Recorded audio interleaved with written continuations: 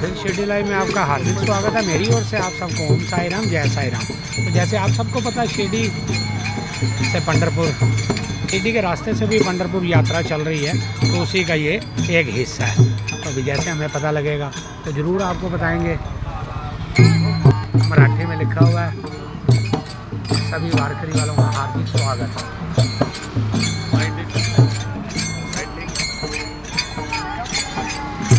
तो जैसे हमें पता चलेगा आपके साथ शेयर करेंगे, मगर सबसे पहले कीर्तन का आनंद लेते हैं।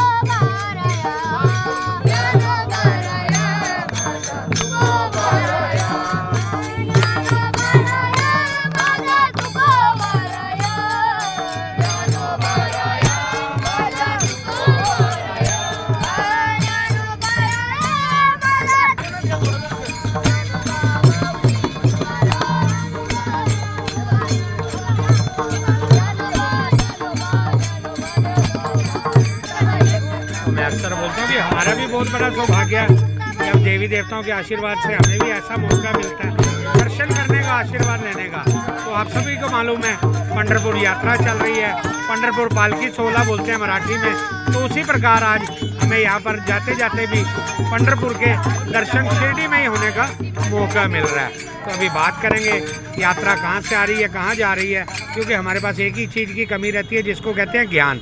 पहले दर्शन करते हैं महाराज जी के, उसके बाद आशीर्वाद, फिर बाइट लेंगे किसी जानने वाले से, क्योंकि हमारे पास ज्ञान की अक्सर कमी रहती है। ओम साई राम, जय साई राम, जय जय राम कृष्ण हरे।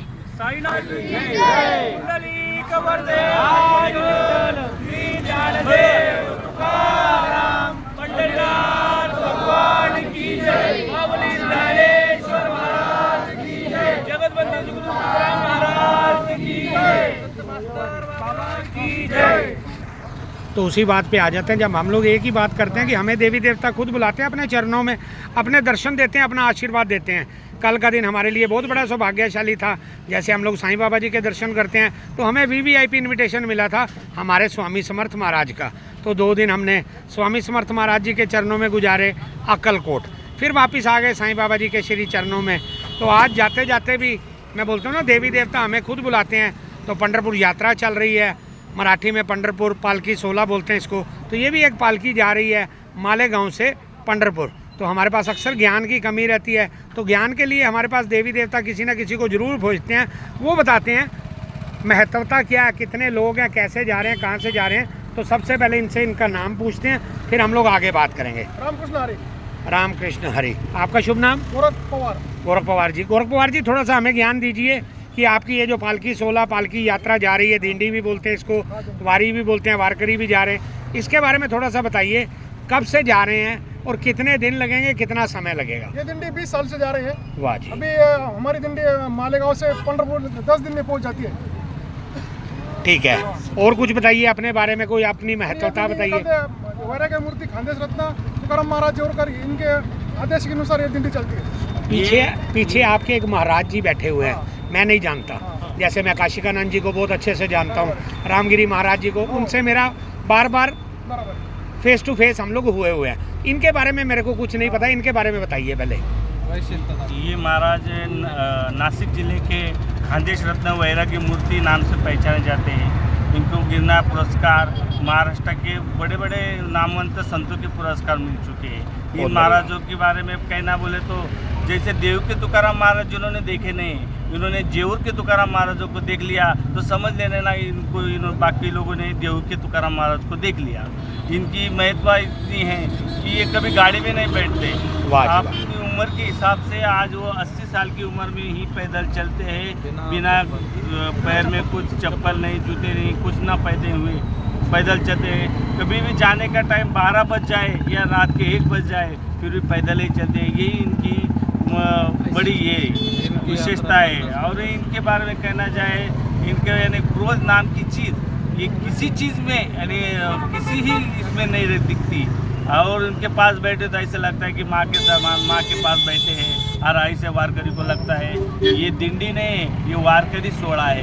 बाबा जी वारकरी है। बाबा जी अकेले निकले थे, उनके साथ ये हज़ारों लोगों का, कम से कम आज 1000 लोग हैं, 1500 लोग हैं आज दिंडी में। और इस दिंडी में स्त्री का लेडीज़ नहीं चलती है, क्योंकि इसका प्रवास 10 दिन का रहता है। कम से कम 45 से 50 किलोमीटर रोज़ाना चलना है। इसलिए लेडीज़ को जब चलना नहीं आता, इसलिए सब लोग तो बहुत बड़ी बात बताई भाई ने। जैसे मैं बोलता हूँ ना कि हमारे पास एक ही चीज़ की कमी रहती है जिसको ज्ञान बोलते हैं, इंग्लिश में जनरल नॉलेज बोलते हैं। तो हमारे को देवी देवता खुद किसी ना किसी को हमारे साथ भेज देते हैं हमारा ज्ञान बढ़ाने के लिए। तो हमें पूरी जानकारी मिल गई कहाँ से कौन कैसे आ रहे हैं। और सबसे बड़ा सौभाग्य मेरा, इनका सौभाग्य, ये उन महाराज जी के साथ चल रहे हैं। मेरा भी बहुत बड़ा सौभाग्य, जिसको मैं इंग्लिश में बोलता हूँ कि I am so lucky and so blessed कि ऐसे महापुरुषों के दर्शन करने का मौका मिलता है।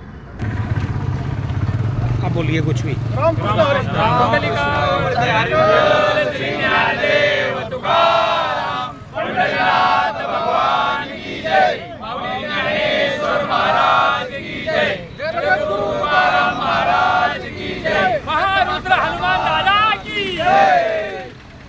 तो चलिए, वैसे इन्होंने सभी संतों का, सभी देवी देवताओं का नाम ले दिया है। तो हम लोग अक्सर एक ही बात बोलते हैं ऐसे लोगों के लिए कि साईं बाबा जी की अपार कृपा इन पर बनी रहे। मगर आज यही बोलेंगे कि सभी देवी देवताओं की, सभी संतों की इन पर अपार कृपा अपनी बनी रहे।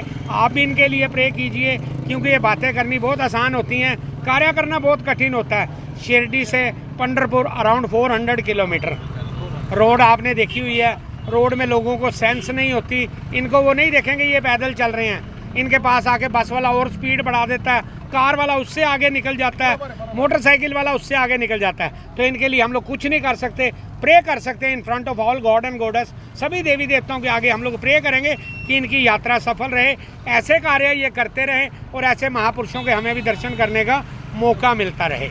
ओम साई राम, जय साई।